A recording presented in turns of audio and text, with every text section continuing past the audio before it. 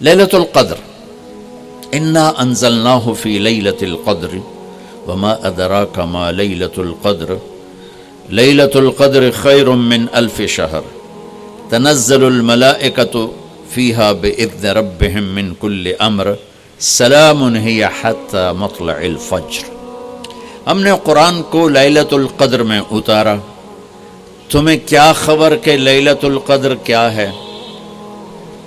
لیلۃ القدر 1000 مہینوں سے بہتر ہے، اس میں فرشتے اترتے ہیں اور یہ صبح تک رہتی ہے۔ لفظ قدر عربی میں اس کا ایک مطلب ہے قیمت، سبحان اللہ۔ تو اللہ نے کہا میں تمہیں بتاؤں، آپ سب تاجر بیٹھے ہو، لیلۃ القدر کی قیمت کیا ہے؟ 1000 مہینوں سے بہتر ہے، 1000 مہینوں سے بہتر ہے۔ اب 1 روپے پر 1000 نفع لے سکتے ہیں؟ دنیا میں کوئی ایسا کاروبار ہے؟ جو ہیروئن بیچتے ہیں وہ بھی نہیں لے سکتے۔ اور میرا اللہ کہہ رہا ہے ایک رات 1000 مہینے، یعنی کوئی 82-83 سال۔ یہ تو آ گیا پہلا قدر۔ دوسرا اس کا مطلب ہے تنگ پڑ جانا، تنگ پڑ، فقدر علیہ رزقہ۔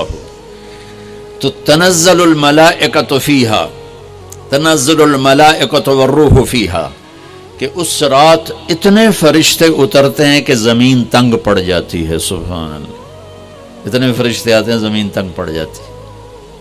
تیسرا مطلب ہے قدر، مقدار کو، تو اللہ تعالیٰ نے اس کا آخری مطلب بھی بتایا، سلام ہی حتی مطلع الفجر، کہ یہ فجر کی نماز تک، فجر کی اذان تک یہ رہتی ہے۔ 3 مطلب ہیں قدر کے، تینوں اللہ نے قرآن میں کور کیے۔ قیمت کیا ہے؟ 1000 مہینوں سے بہتر۔ تنگی کیا ہے؟ فرشتوں سے زمین بھر جاتی ہے۔ مقدار کیا ہے؟ صبح صادق۔ لیلۃ القدر 27 کی نہیں ہوتی، 21، 23، 25، 27، 29۔ اب یہ 5 راتیں جاگنے چھٹ، آپ لوگ تو ویسے رات کے بادشاہ ہو، جاگ لو۔ تو لیلۃ القدر مسجد میں نہ گزارو، گھر میں گزارو۔ یہ مسجدوں میں اشتہار لگ جاتے ہیں، فلاں کے ساتھ شب قدر گزاریں، فلاں حضرت کے ساتھ شب قدر گزاریں، پھر ادھر کوئی صلاۃ تسبیح پڑھ رہا ہے باجماعت، عورتیں صلاۃ تسبیح کی جماعت کرا رہی ہیں، اور پتہ نہیں اور کتنی عجیب و غریب قسم کی عبادات شروع ہو جاتی۔ یہ نفلی عبادت ہے، میرے نبی گھر میں پڑھتے تھے۔ آپ نے اشراق کے سوا ہر نفل گھر پڑھا، ہر سنت گھر میں پڑھی۔ تو آپ لیلۃ القدر کو یہ مستورات بھی آپ بھی اکٹھے ہو کے نہیں منانا، الگ الگ مصلی بچھا کر اپنے اللہ سے رونا دھونا کرو، اپنے اللہ کو منانا کرو، میں بھی کروں، آپ بھی کریں۔ نوافل کی، جیسے ابھی شب برات گزری تو اشتہار تھے، میں جا رہا تھا ادھر علام آباد میں، ایک جنازہ ہو گیا تھا، تو اشتہار فلاں حضرت کے ساتھ شب برات گزاریں، فلاں مسجد میں شب برات گزاریں، فلاں جگہ شب برات گزاریں۔ بھائی وہ گھر میں منانے کی ہے، مسجد میں نہیں۔ میرے نبی نے نفلوں کو تنہائی میں ادا کیا، فرض کو مجمع میں ادا کیا۔ لیلۃ القدر میں جاگنا نفل ہے، اور پھر جب کٹھے ہو جائیں گے لوگ اور عورتیں تو پھر ساتھ غیبت بھی چلے گی، اور ایک غیبت کا بول ساری رات کو اڑا کے رکھ دے گا۔ مردوں یا عورت کٹھے ہو جائیں، غیبت سے تو بچتے نہیں، نہ ہی رک سکتے ہیں۔ سندھ سے ہم بائی روڈ آ رہے تھے، کراچی سے بائی روڈ جماعت تھی، تو وہ راستے میں بڑی غیبت کریں، نوجوان تھے سارے نئے نئے، میں چپ کر کے سنتا رہا۔ جب کوئی 2 دن گزر گئے نا، تو ہمارے پاس بڑی وین تھی، میں نے کہا بچوں ایک نصیحت کرتا ہوں کہ غیبت نہ کیا کرو، مذاق کرو، ہنسا کرو، کھیڑا کرو، غیبت نہ کرو۔ تھوڑی سی میں نے اس پہ بات کی تو بڑے متاثر ہوئے، کہا جی ٹھیک ہے انشاءاللہ آئندہ بالکل نہیں کریں۔ کوئی آدھا گھنٹہ گاڑی میں سناٹا رہا، آدھے گھنٹے کے بعد ایک بولے مولانا یہ غیبت نہ کری تو پھر گلاں کی کریے۔ یہ میرا کلچر ہے.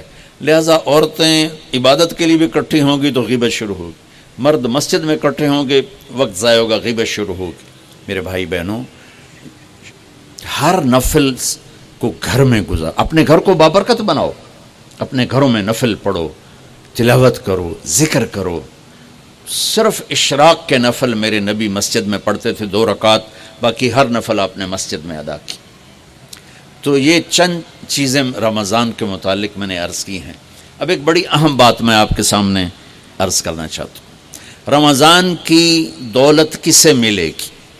رمضان کی برکات کس سے ملیں گی اور کون محروم ہو جائے گا؟ آپ نے فرمایا 4 آدمی ایسے ہیں جن کی رمضان اور شب قدر میں بھی بخشش نہیں ہوتی، بس اس سے ہم اپنے آپ کو بچا لیں.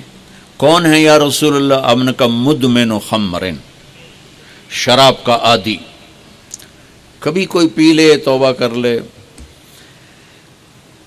میں اس کی اجازت نہیں دے رہا ہوں. مدمن کا لفظ ہے کہ جو روزانہ شراب پیتا ہے، اس کی رمضان میں بخشش نہیں. عاق لوالدیہ، جو ماں باپ کا نافرمان ہے، اس کی بخشش نہیں. قاطع الرحم، رشتہ داروں سے لڑنے والا، اس کی بخشش نہیں. المشاحن، دل میں بغض رکھنے والا، اس کی بخشش نہیں. ہر وہ چیز جو میرے آپ کے لیے نقصان دہ اللہ نے حرام کر دی، ہر وہ چیز جو میرے آپ کے لیے مفید ہے اللہ نے حلال کر دی. سود حرام کر دیا. ہمارے پاکستان کی معیشت نہیں، پوری دنیا کی معیشت ڈوبی پڑی ہے. سارے ملک قرضوں پہ چل رہے ہیں. سود نے پوری دنیا کو تباہ کر دیا. تو میرے اللہ تعالیٰ نے، آپ دیکھتے ہیں میرا اللہ کہتا ہے فَأَذَنُوا بِحَرْبٍ مِّنَ اللَّهِ وَرَسُولِهِ، اگر سود نہیں چھوڑو گے تو میرے اور میرے رسول مل کر تمہارے خلاف جنگ کریں گے. تو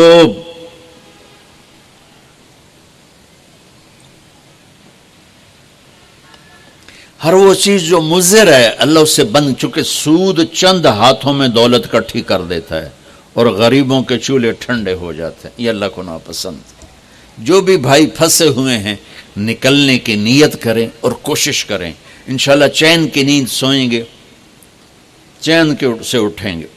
ایک عبد الرحمن بن عوف کے 4 اصول بتا دیتے ہوں. سب تاجر بیٹھے ہو، اور وہ صحابہ میں سب سے مالدار ہستی تھے. انہوں نے ایک دن فرمایا میں نے زندگی بھر نہ ادھار خریدا نہ ادھار بیچا. اگرچہ یہ آپ کو آج کے ماحول میں بڑی عجیب بات لگے گی، چونکہ ہمارے سارے بازار ادھار پہ چلے گئے ہیں. انہوں نے فرمایا نہ کبھی ادھار خریدا نہ ادھار بیچا. تو کتنا سکون ہو گیا، آرام سے سو رہے ہیں. اب ہماری تجارت میں ادھار خرید رہے ہیں، ادھار بیچ رہے ہیں، کبھی وہ تنگ کرتا ہے کبھی یہ تنگ کرتا ہے. تو ایک اس موبائل نے تباہی پھیر دی، باقی کسر اس نے پوری کر دی. ٹوائلٹ بھی فون سن دے بیٹھے ہوں. کبھی سٹاک نہیں کیا مال کو، کبھی سٹاک نہیں کیا، جو ہی نفع ملا فوراً بیچ دیا. واہ واہ. تو ادھار خریدا نہیں، ادھار بیچا نہیں 2، کبھی سٹاک نہیں کیا 3، اور کبھی سودے کا عیب چھپایا نہیں. اس میں کوئی عیب ہے بتا دیا. آپ اس پہ آ جائیں، آپ کو شروع میں مشکل ہوگی. اس کے ساتھ سچائی اور دیانتداری کو جوڑ دیں، اللہ کی قسم آپ کا سوتر منڈی جانا بھی عبادت بن جائے گا، آپ کا مل میں جانا بھی عبادت بن جائے گا، اگر آپ اپنے تجارت کے ساتھ سچائی اور دیانتداری کو لے آتے. پھر اللہ تعالیٰ نے اس میں غریب آدمی کے روزے اچھے گزر جائیں، عید اچھی گزر جائے، اس کے لیے اللہ تعالیٰ نے صدقہ فطر رکھا ہے. ہم اسے عید کے ساتھ جوڑ دیتے. پہلی رمضان سے دینا چاہیے تاکہ غریب اپنا کوئی روزہ تو رکھ سکے.